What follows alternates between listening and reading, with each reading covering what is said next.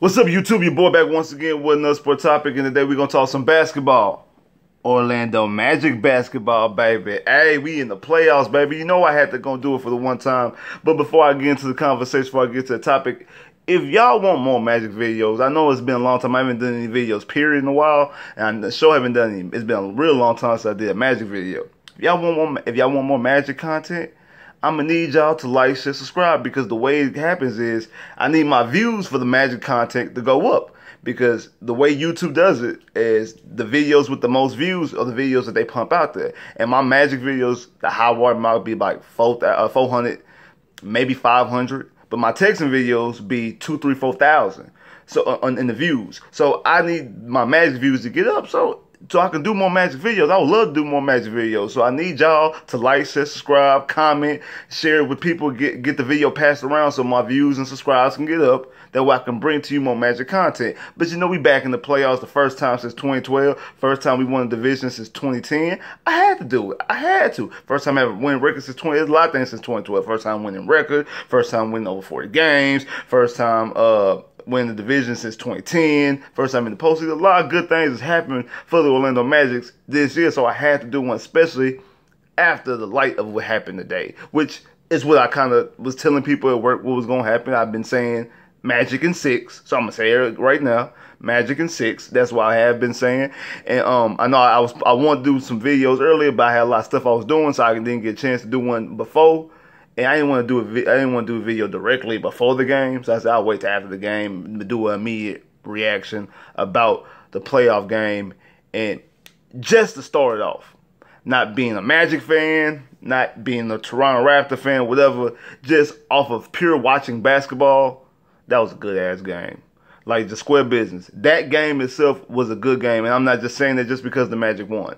Even if Augustine would have missed that and Kawhi Leonard would have got the rebound and went down and got a layup or anything like that, and the Raptors win the game, I would look back and be like, damn, that was a good game. I was saying that in the middle of the game when the score was going back and forth, and when Toronto was took a 4-point lead, 5-point lead, 8-point lead, Magic, I was like, man, this is a good game. And that's something that you can't, that's something that you want as the NBA, as a league, needs. Not only do they need upset, I know people want stars. And, you know, you always want the finals to be stars, and you always want the playoffs to be star heavy.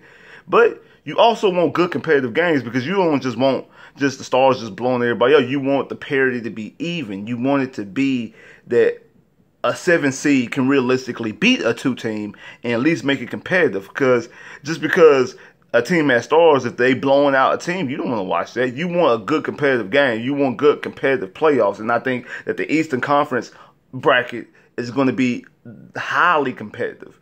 Highly, extremely competitive, especially with Brooklyn taking down Philadelphia earlier, and then us taking down Toronto. So let's break it down. The Orlando Magic beat the Toronto Raptors 104-101 in their house.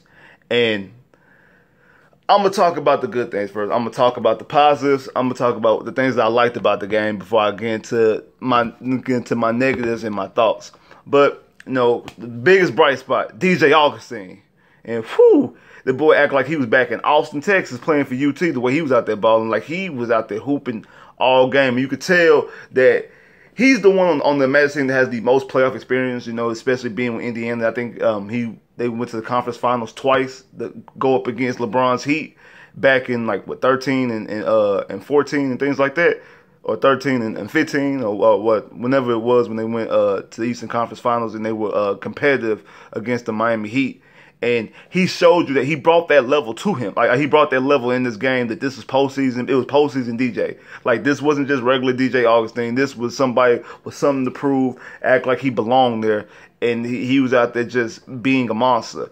Michael Carter Williams sneakily has become a fan favorite from being rookie year in Philadelphia, then after that being bounced around from team to team, and people really not wanting him sitting on the couch, because I know he was with the Rockets earlier this year, and then was cut and was just sitting at home on the couch. And when Orlando gave him those 10-day contracts, it's like a light switch was activated.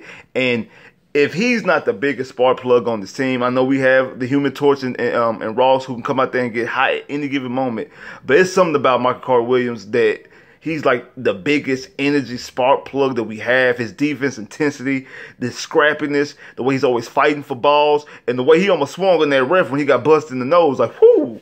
Like DJ was ready. I mean, not DJ, but Marco Williams was ready to swing. Like he was straight up ready to box a ref. He was that pissed off that they didn't call a foul. And I gotta get into that because a lot about this game, like as Magic fans, we damn sure should be happy because we got. Now I'm not gonna say railroaded, but at the beginning of this game, it was a lot of questionable things that was going down in favor of Toronto. Gordon, I know he didn't do a lot offensively, only had 10 points and 10 rebounds, but defensively, he did his thing. I know that Kawhi ended up having, I think, 25 or 24 or 25 points, but if I'm not mistaken, I'd actually be exactly what he had. Yeah, Kawhi had 25. And then Kawhi had 25 points, but it was a tough-ass 25 points. It wasn't just like Kawhi was dominant. I know he had 11 points. I think, but he had 11 points in the first quarter. And he really didn't do much in the second quarter or in the third quarter. And then the third quarter is when Toronto was making their run because Aaron Gordon was giving him everything he could. And some of his shots that he made, Gordon was playing perfect defense. It was just that Kawhi Leonard when Kawhi Leonard is healthy and is playing motivated, he is at the very least the third best player in the NBA. If you're going behind LeBron, KD, and this Kawhi, I know Giannis is entering this conversation. I know Rocket fans want to throw in James Harden as well to be in that top tier, and I don't blame him because I think James Harden actually should be the MVP. But like Kawhi Leonard, when he is motivated, because he's a two-way player, because he can put up 25 points and he plays defense, like. Out of all those guys, outside of Giannis, he plays the best defense. And he's the better shooter out of all those guys outside KD. So he's a level underscoring from KD, but he plays better defense than KD. So like as being a two-way player, he is the best two-way player in the NBA right now. He's the best two-way player in the NBA, and so it's just like the way Gordon played defense, he played enough just to slow him down, to make it tough for him, not to make it easy. So it wasn't like he was out there dominating his shots. He had every shot that he got, every point that he got, he had to earn it. When we got a chance to get open shots, we open shots. Our defense was out there, one of the best defenses in the league. I know since January we're the #1 defense in all metrics and categories. Since the All-Star break, we're 22-9. And that's one of the things that one of my coworkers and also one of my cousins said the same thing. Like, man, y'all really might do something in the playoffs because I didn't realize how good y'all was. Like I said, well, y'all 20-9 since the All-Star break. I said, no, we 22-9 since the All-Star break. He like, damn. I'm like, yeah, we 11 of the last 13. Like, we've been in playoff mode like that. And I said, we've been in playoff mode for the past month. Like, we've been in the kick. I know a lot of people wanted us to tank, to maybe try to go out to get Cam Reddish from Duke or Culver from Texas Tech, and like talking about who wants to just get into the first round, or who wants to get to the playoffs and lose in the first round. Like, I've been saying this from the beginning.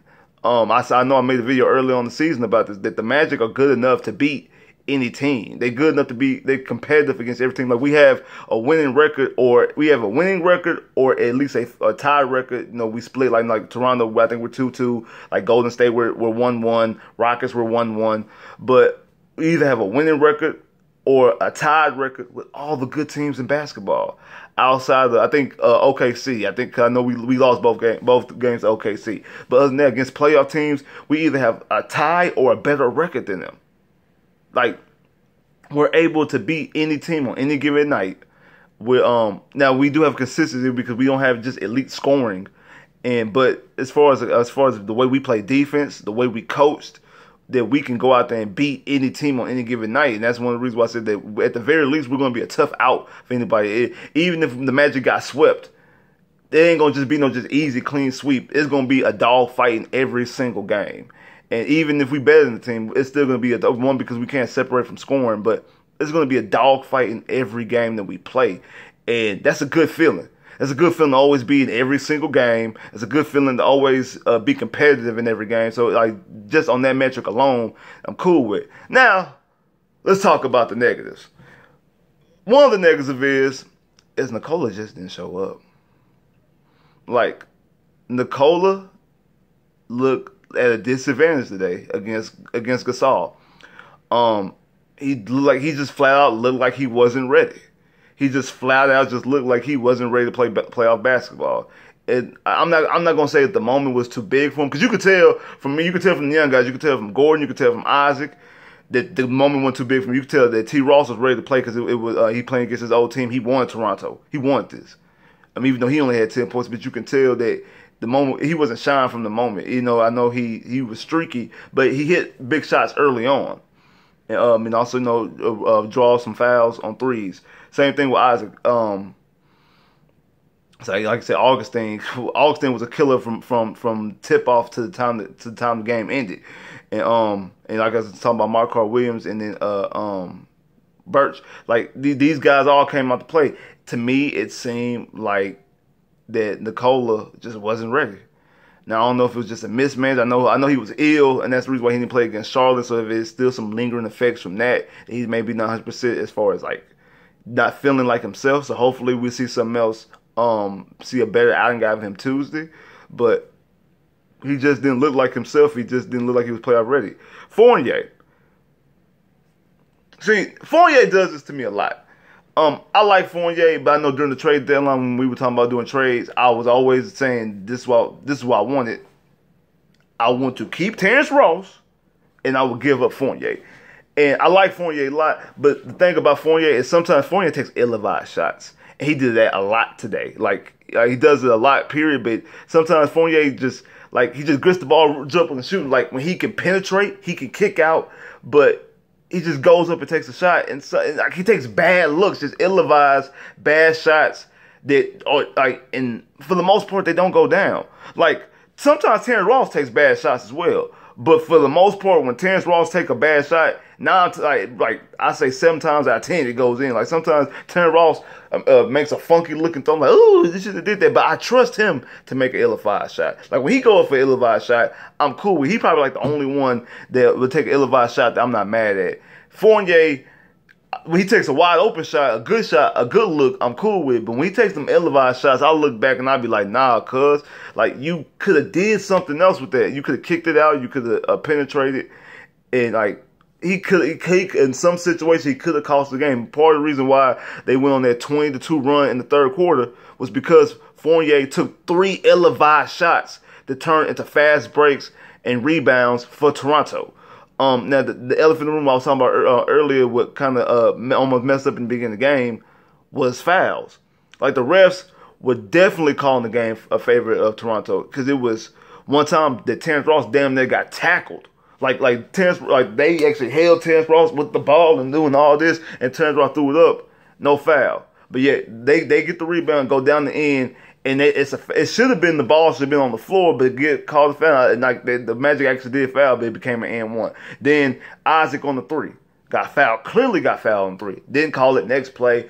Like and I know you're gonna say this. A lot of people say this like that in every game. There was also some fouls that we had that they didn't call on us, some travels and stuff like that. But it seemed like after every time that they didn't call a foul for us, they called an immediate foul for them. And that's what got kind of weird. And then a couple times they called some travels when I didn't even see our players get the ball yet. Like, how they travel? Like, it was like, I know Fournier had one. Fournier didn't even get the ball. Like, Fournier got the ball and they called travel. Like, damn, can he travel first? Like, he moved, he got the ball, and before he even put the travel, like, I ain't moved yet.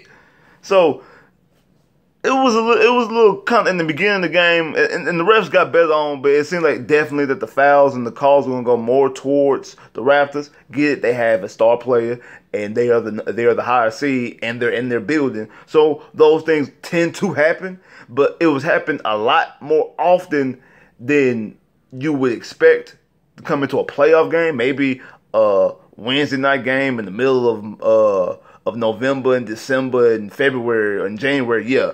But in a playoff game, you would think that the rest would be a little bit more not ready to call the whistle, because they wouldn't want to change the outcome of a game, of a postseason game, a game that could affect championship aspirations for either team. And but always a good win by the Magic.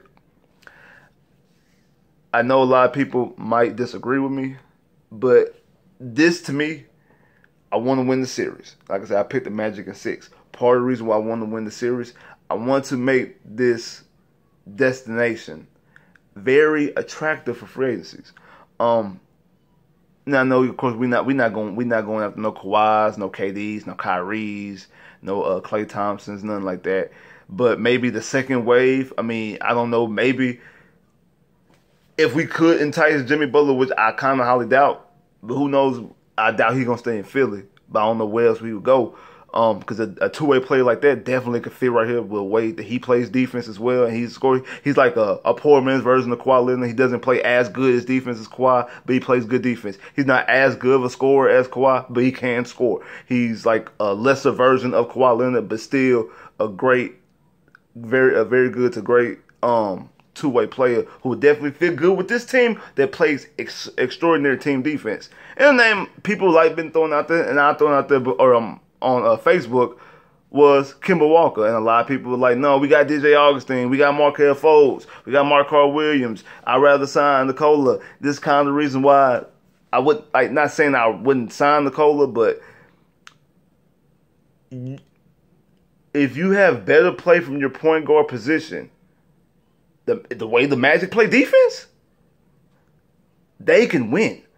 And I've always said this about DJ. I love DJ. DJ is a good player, but it's not the fact that I'm not saying that he's not a starter, because if he plays like this all the time, he's definitely a starter. But DJ's been in the league for 12 years, and you know, he's been in the league for 12 years. I mean, do you want DJ to continue to be your starter for the next? I mean, because we're not winning a championship this year, or more likely not next year. So it's probably like 21, 22 is our best chance of trying to win titles.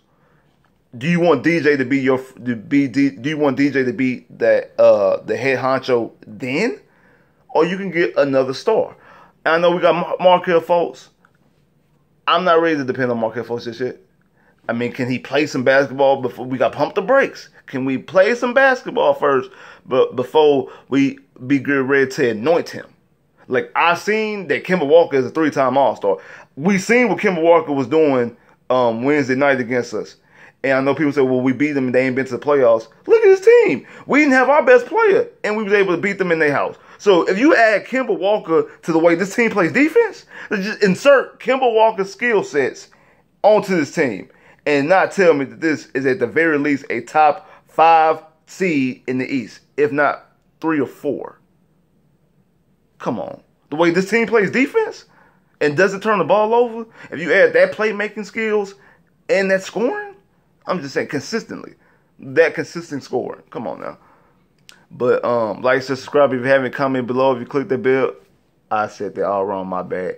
Like, share, subscribe if you haven't. Click that bell to get more videos. And I know that Toronto, y'all think is y'all the North. Y'all can be the North. And I damn sure can say this come from the state of Texas. We the South. Holla.